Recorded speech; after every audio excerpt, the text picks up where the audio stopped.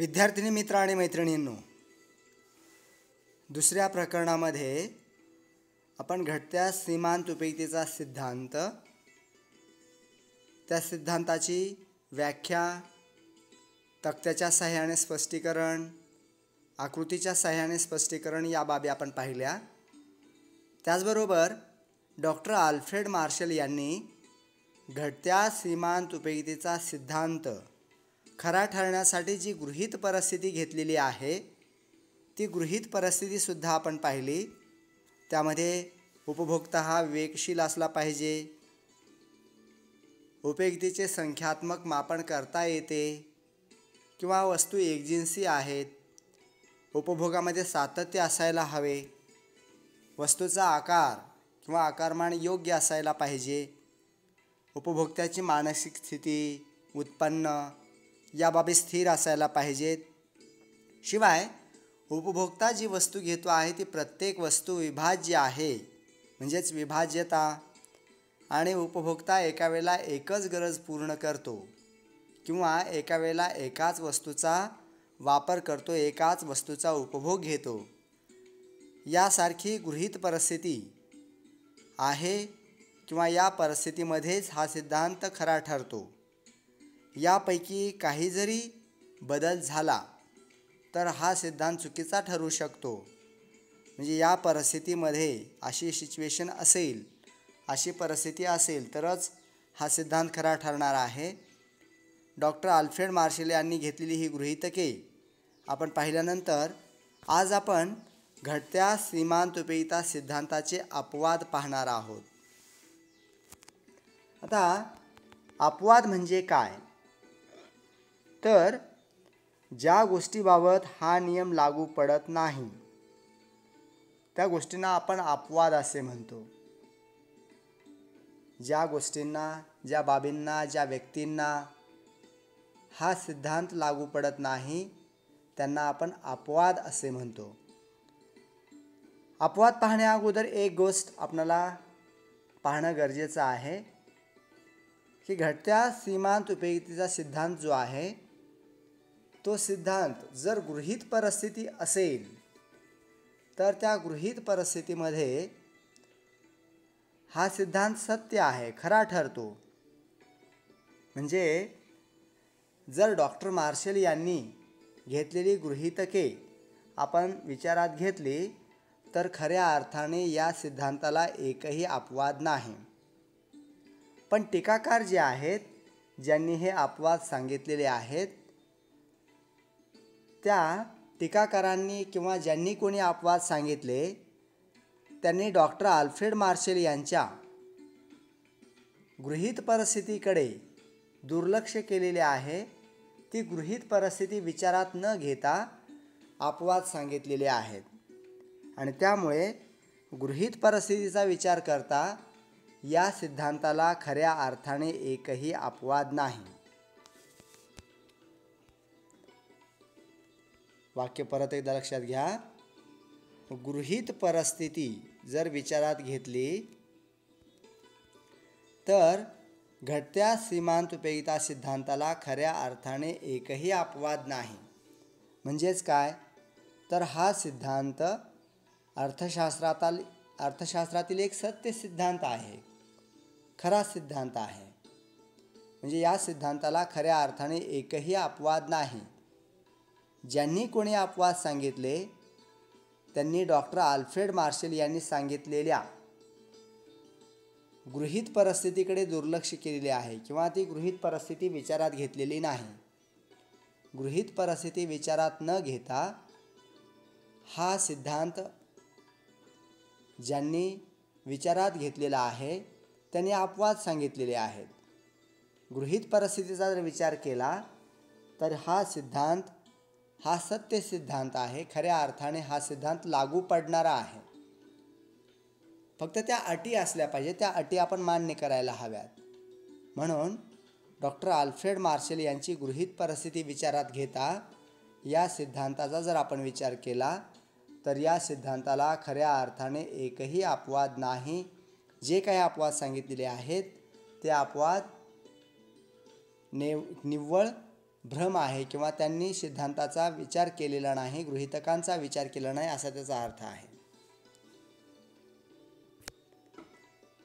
घटत्या सीमांत उपयोगिता सिद्धांताला जरी काही अपवाद सांगण्यात आलेले असले तरी खऱ्या अर्थाने या सिद्धांतास एकही अपवाद नाही. प्रत्येक अपवादामध्ये अपवाद सांगणाऱ्यांनी कुठल्या ना कुठल्या गृहीतकाकडे दुर्लक्ष केलेले आहे किंवा कुठल्या ना कुठल्या अपवादामध्ये गृहीतकाचे उल्लंघन केलेले आहे, गृहीतक विचारात घेतलेले नाही. त्यामुळे अपवादामध्ये तथ्य नाही, एकही अपवाद खरा नाही, सर्व अपवाद हे खोटे असल्यामुळे या सिद्धांताला एकही अपवाद नाही. त्यामुळे अर्थशास्त्रातला हा सिद्धांत खरा सिद्धांत ठरतो. पहिला जो अपवाद सांगितला तो आहे छंद. आता काही अर्थशास्त्रज्ञांचं असं मत आहे किंवा त्यांचं असं म्हणणं आहे की वेगवेगळ्या व्यक्तींना वेगवेगळा छंद जडलेला असतो आणि या छंदाच्या बाबत घटत्या सीमांत उपयोगितेचा सिद्धांत खरा ठरत नाही असं काही जणांना वाटतं. कारण त्यांचं असं म्हणणं आहे की उदाहरणार्थ एखाद्या व्यक्तीला पोस्टाची तिकिटे जमा करण्याचा छंद असतो किंवा एखाद्या व्यक्तीला दुर्मिळ नाणी जमा करण्याचा छंद असतो किंवा एखाद्या व्यक्तीला दुर्मिळ चित्र जमा करण्याचा छंद असतो किंवा एखाद्या व्यक्तीला संगीत ऐकण्याचा किंवा एखाद्याला पुस्तक वाचण्याचा छंद असतो. हे सगळे छंद आहेत. या वेगवेगळ्या छंदाच्या बाबत घटत्या सीमांत उपयोगितेचा सिद्धांत अनुभवास येत नाही असं त्यांचं म्हणणं आहे. पण सत्य काय आहे तर हे सत्य नाही, कारण या सिद्धांतामध्ये घेण्यात आलेल्या वस्तूचा एकजिन्सीपणा आणि उपभोगातील सातत्य या दोन गृहीतकांकडे दुर्लक्ष करण्यात आलेले आहे किंवा हे दोन गृहीतके विचारात घेण्यात आलेली नाहीत आणि त्यांचे उल्लंघन करण्यात आलेले आहे. आणि त्यामुळे हा अर्थशास्त्रातला काही सत्य सिद्धांत म्हणजे हा काही अपवाद ठरू शकत नाही. छंद हा अपवाद होऊ शकत नाही. कसा ते आपण पाहूया. समजा एखाद्या व्यक्तीला संगीत ऐकण्याचा छंद आहे. आता एकजिन्सीपणा हे जर गृहीतक आपण विचारात घेतलं आणि त्या छंद ऐकणाऱ्या व्यक्तीला टीकाकार असं म्हणतात की तो त्याचा छंद आहे, त्यामुळे त्याला किती जरी त्या वस्तू मिळाल्या तर त्याला त्याचा कंटाळा येत नाही किंवा ती वस्तू त्याला त्याची सीमांत उपयोगिता कमी होत नाही. पण वास्तव परिस्थिती अशी आहे की एखाद्या व्यक्तीला जरी छंद असला, संगीत ऐकण्याचा छंद असेल आणि त्याला आपण तेच संगीत सातत्याने ऐकवलं तर त्या संगीतचा किंवा त्या गाण्याचा त्याला कंटाळा येतो, वीट येतो, उबग येतो आणि त्यामुळे या दोन गृहीतकांचं उल्लंघन करून हा अपवाद सांगितलेला आहे. कंटाळा येतो, वीट येतो याचा अर्थच असा आहे की त्याची सीमांत उपयोगिता ही कमी झालेली आहे आणि म्हणून हा काही अपवाद होऊ शकत नाही. या अपवादामध्ये दोन गृहीतकांकडे दुर्लक्ष केलेलं आहे, वस्तूचा एकजिन्सीपणा आणि उपभोगातील सातत्य. 2 नंबर आहे कंजूस व्यक्ती. कंजूस व्यक्तीच्या बाबत किंवा उपभोक्त्याच्या बाबत घटत्या सीमांत उपयोगितेचा सिद्धांत हा खरा ठरत नाही असं मानलं जातं. आता कंजूस व्यक्तीच्या बाबत हा नियम लागू पडत नाही असं टीकाकारांना का वाटतं? कारण अशा व्यक्तीच्या बाबत वाढीव नगापासून मिळणारी उपयोगिता कमी होण्याऐवजी वाढत जाते. विशेषतः पैशाच्या व्यक्तीबाबत अशा व्यक्ती लोभी असतात, कंजूस असतात. त्यामुळे त्यांना पैसा मिळत गेला की त्यांची उपयोगिता कमी होत नाही, उलट वाढत जाते. त्याला आणखीन पैसा हवाच असतो. पैशासाठी कंजूस व्यक्ती हावरट असतात आणि त्यामुळे त्यांना किती जरी पैसा मिळत गेला, विशेषतः पैशाच्या बाबत हा सिद्धांत कंजूस व्यक्तीच्या बाबत लागू पडत नाही असं टीकाकारांना वाटतं. असं टीकाकारांचं मत आहे. पण त्यांचं हे मत चुकीचं आहे, खोटं आहे. कारण डॉक्टर मार्शल यांनी काय केलेलं आहे की या सिद्धांतासाठी विवेकशीलता हे गृहीतक घेतलेलं आहे. आता विवेकशील व्यक्ती कोणाला म्हणायचं? जो सर्वसामान्य व्यक्ती आहे, विवेकी आहे, ज्याला चांगल्या वाईटातला फरक कळतो, त्याला आपण विवेकशील व्यक्ती म्हणतो. आता कंजूस व्यक्ती ही विवेकशील असत नाही. कंजूस व्यक्ती ही सर्वसामान्य असत नाही, ती सर्वसामान्य नव्हे आणि त्यामुळे ती व्यक्ती सर्वसामान्य नसल्यामुळे त्या व्यक्तीच्या बाबत हा नियम आपण लागू करू शकत नाही किंवा त्या व्यक्तीला आपण या सिद्धांताच्या अनुषंगाने विचारात घेऊ शकत नाही. आपल्या सिद्धांताचं गृहीतक आहे. डॉक्टर मार्शल यांनी सांगितलेलं आहे की व्यक्ती ही सर्वसामान्य असली पाहिजे, विवेकशील असली पाहिजे. कंजूस व्यक्ती ही विवेकशील नसते, त्यामुळे त्याच्याबाबत हा नियम लागू पडत नाही. हे जे टीकाकारांचं म्हणणं आहे किंवा हे जे म्हणणं आहे ते चुकीचं आहे आणि त्यामुळे हा सिद्धांत खरा सिद्धांत आहे, सत्य सिद्धांत आहे. व्यसन किंवा व्यसनाधीन व्यक्ती, व्यसनी व्यक्तीच्या बाबत घटत्या सीमांत उपयुक्ततेचा सिद्धांत खरा ठरत नाही असे मानले जाते, असे टीकाकारांना वाटते किंवा काही अर्थशास्त्रज्ञांना तसे वाटते की जे व्यक्ती व्यसनी आहेत तर त्यांना मद्य किंवा दारू अशा वस्तू किती जरी मिळत गेल्या तर प्रत्येक नगाबरोबर त्यांची नशा जी आहे किंवा त्यांची उपयोगिता जी आहे वाढत जाते, असं टीकाकारांना वाटतं, काही अर्थशास्त्रज्ञांना वाटतं. म्हणजे उपयोगिता कमी होण्याऐवजी वाढत जाते प्रत्येक नगापासून. पण ही परिस्थिती काही खरी नाही, कारण डॉक्टर मार्शल यांनी काय केलेलं आहे, व्यक्ती ही सर्वसामान्य किंवा विवेकशील असली पाहिजे असं गृहीतक घेतलेलं आहे. आणि व्यसनाधीन व्यक्ती किंवा मद्यपान केलेली व्यक्ती ही विवेकशील असत नाही, सर्वसामान्य असत नाही आणि त्यामुळे त्या व्यक्तीबाबत हा नियम आपण लागू करू शकत नाही. त्या व्यक्तीच्या अनुषंगाने हा नियम आपण पडताळून पाहू शकत नाही आणि त्यामुळे घटत्या सीमांत उपयुक्तता सिद्धांत हा व्यसनी व्यक्तीच्या बाबत लागू पडत नाही. हे जे टीकाकारांचं किंवा अर्थशास्त्रज्ञांचं म्हणणं आहे ते खोटं आहे, त्यामध्ये तथ्य नाही आणि त्यामुळे हा अपवादसुद्धा खरा अपवाद नाही. डॉक्टर मार्शल यांचा सिद्धांत हा सत्य सिद्धांत आहे. त्यांच्या गृहीतकांचा या ठिकाणी विचार करायला हवा होता. सत्ता हा एक अपवाद सांगितलेला आहे. टीकाकारांचं म्हणणं आहे की सत्तेच्या बाबत, सत्ता म्हणजे पॉवर वगैरे, त्याबाबत हा नियम लागू पडत नाही.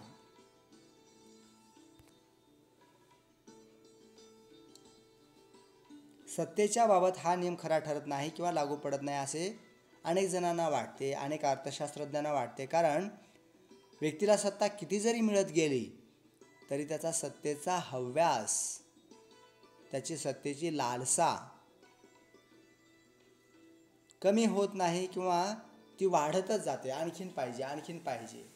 म्हणजे उदाहरण जर घ्यायचं असेल तर समजा एखाद्या व्यक्तीला आपण नगरसेवक केलं तर त्याची जी सत्तेविषयीची लालसा आहे ती कमी होत नाही. त्याला आणखीन सत्ता हवी असते, आणखीन सत्ता हवी असते. त्याला नगराध्यक्ष पद हवं असतं, त्याला पुढे आमदार व्हायचं असतं, मंत्री व्हायचं असतं, मुख्यमंत्री व्हायचं असतं, त्याला केंद्रात जायचं असतं, केंद्रामध्ये मोठं मंत्रिपद हवं असतं. असं म्हणजे सत्तेचा जो काही हव्यास आहे तो त्याचा कमी होत नाही. किती जरी सत्ता मिळत गेली तरी सत्तेविषयीचा त्याचा जो हव्यास आहे तो कमी होत नाही. सत्तेविषयी त्याची जी काही सत्तेची गरज आहे ती पूर्ण होत नाही आणि त्यामुळे घटत्या सीमांत उपयुक्ततेचा सिद्धांत हा सत्ता याबाबत लागू पडत नाही असं टीकाकारांना वाटतं, असं त्यांचं म्हणणं आहे. पण हे त्यांचं म्हणणं, टीकाकारांचं हे म्हणणं सुद्धा चुकीचं आहे, कारण यामध्ये तथ्य नाही. घटत्या सीमांत उपयुक्तता सिद्धांताच्या स्पष्टीकरणावेळी डॉक्टर मार्शल यांनी विवेकशीलता, उपभोक्ता हा विवेकशील पाहिजे, सर्वसामान्य पाहिजे असं गृहीतक घेतलेलं आहे. पण सत्ता हे अपवादाचे स्पष्टीकरण करत असताना टीकाकारांनी या गृहीतकाकडे दुर्लक्ष केलेलं आहे. विवेकशीलता हे गृहीतक विचारात घेतलेलं नाही. कारण जी व्यक्ती हव्यासू असते, लालची असते, अशा व्यक्तीबाबत हा नियम लागू पडत नाही किंवा हा नियम अशा व्यक्तीला पडताळून पाहण्याची गरज नाही, कारण ती विवेकशील नसते.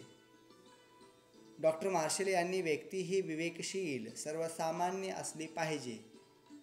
सत्तेची लालसा, सत्तेचा हव्यास असणाऱ्या व्यक्ती या अपसामान्य, विकृत किंवा असामान्य अविवेकी आहेत असे आपण मानतो. लालसी किंवा हव्यासू व्यक्तींच्या बाबत हा सिद्धांत पडताळून पाहण्याची गरज नाही आणि त्यामुळे सत्ता हा जो अपवाद सांगितलेला आहे त्यामध्ये तथ्य नाही आणि त्यामुळे विवेकशीलता या सिद्धांताचं इथं गृहीतकाचं या सिद्धांतामध्ये विवेकशीलता या गृहीतकाचं दुर्लक्ष झालेलं आहे. त्याकडे दुर्लक्ष झाल्यामुळे हा सिद्धांत सत्य सिद्धांत आहे.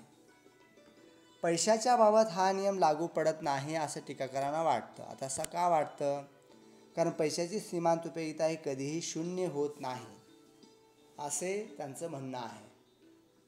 पैशाची सीमांत उपयोगिता शून्य होत नाही ठीक आहे, पण ती कमी मात्र होते. कशी पहा की एखाद्या व्यक्तीला पैसा मिळत गेला. आता हा अपवाद कसा चुकीचा आहे ते आपण पाहतो आहे. पैसा व्यक्तीला किती जरी मिळत गेला तर त्याची पैशाची सीमांत उपयोगिता शून्य होत नाही. त्यामुळे घटत्या सीमांत उपयोगिता सिद्धांताला हा अपवाद आहे असं टीकाकारांचं म्हणणं आहे. पण खरी परिस्थिती अशी आहे की पैशाच्या बाबतसुद्धा हा नियम लागू पडतो. कारण एखाद्या व्यक्तीला जर पैसा अधिक मिळत गेला तर पैशाच्या बाबत पैशाचं त्याचं जे काही महत्त्व आहे ते कमी होत जातं. समजा एखाद्या व्यक्तीला प्रत्येक महिन्याला 10,000 रुपये पगार असेल आणि तो वाढत जाऊन महिना 1,00,000 रुपये झाला, 1,00,000 रुपयाचा 2,00,000 रुपये झाला, तर 10,000 रुपये असताना असणारं त्याचं पैशाचं महत्त्व किंवा त्याची पैशाची उपयोगिता आणि 1,00,000 रुपये असताना पैशाचं त्याचं जे काही उपयोगिता याच्यामध्ये फरक असणार आहे. नंतरच्या काळामध्ये त्याला पैशाचं महत्त्व राहत नाही, म्हणजेच पैशाची सीमांत उपयोगिता त्याची कमी होते. ती जरी शून्य नाही झाली तर ती कमी होते एवढं मात्र नक्की आहे आणि त्यामुळे हा सुद्धा अपवाद होऊ शकत नाही. पैशाची सीमांत उपयोगिता कमी होते. जसजसा पैसा वाढत जातो तसतसं पैशाचं महत्त्व जे आहे ते कमी होत जातं. व्यक्ती कसाही पैसा खर्च करू लागते आणि त्यामुळे घटत्या सीमांत उपयोगिता सिद्धांताला हा अपवाद होऊ शकत नाही. तर विद्यार्थी मित्र आणि मैत्रिणींनो, या ठिकाणी घटत्या सीमांत उपयोगिता सिद्धांताला इतर अर्थशास्त्रज्ञांनी जे काही अपवाद सांगितलेले आहेत ते अपवाद आपण पाहिले. कोणते कोणते अपवाद पाहिले आणि या अपवादामध्ये हे अपवाद पाहत असताना खऱ्या अर्थाने जी गोष्ट लक्षात ठेवायची आहे आपल्याला ती म्हणजे जरी टीकाकारांनी या सिद्धांतावरती काही अपवाद मांडलेले असले, काही अपवाद सांगितले असले तरीसुद्धा या सिद्धांतासाठी खऱ्या अर्थाने एकही अपवाद नाही.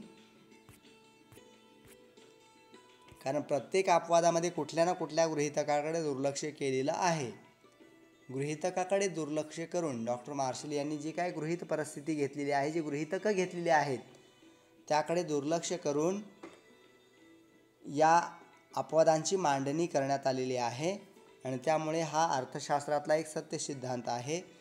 छंद हा अपवाद मानलेला आहे, पण छंदामध्ये काय झालेलं आहे, एकजिन्सीपणा आणि उपभोगातील सातत्य या गृहीतकाकडे दुर्लक्ष झालेलं आहे. कंजूस व्यक्ती हा अपवाद मानलेला आहे, पण विवेकशीलता या गृहीतकाकडे इथं दुर्लक्ष झालेलं आहे. व्यसन किंवा व्यसनी व्यक्ती हा अपवाद मानलेला आहे, पण या ठिकाणी सुद्धा विवेकशीलता हे गृहीतक दुर्लक्षित झालेलं आहे. सत्तेच्या बाबत हा नियम लागू पडत नाही असं वाटतं, पण सत्ता याबाबत सुद्धा विवेकशीलता हे गृहीतक दुर्लक्षित झालेलं आहे. पैशाची सीमांत उपयोगिता कमी होते, पण ती शून्य होते असं आपण म्हणू शकत नाही आणि त्यामुळे हा अपवादसुद्धा खरा अपवाद नाही. तर विद्यार्थी मित्र आणि मैत्रिणींनो, या ठिकाणी आपण अपवाद संपवलेले आहेत. धन्यवाद.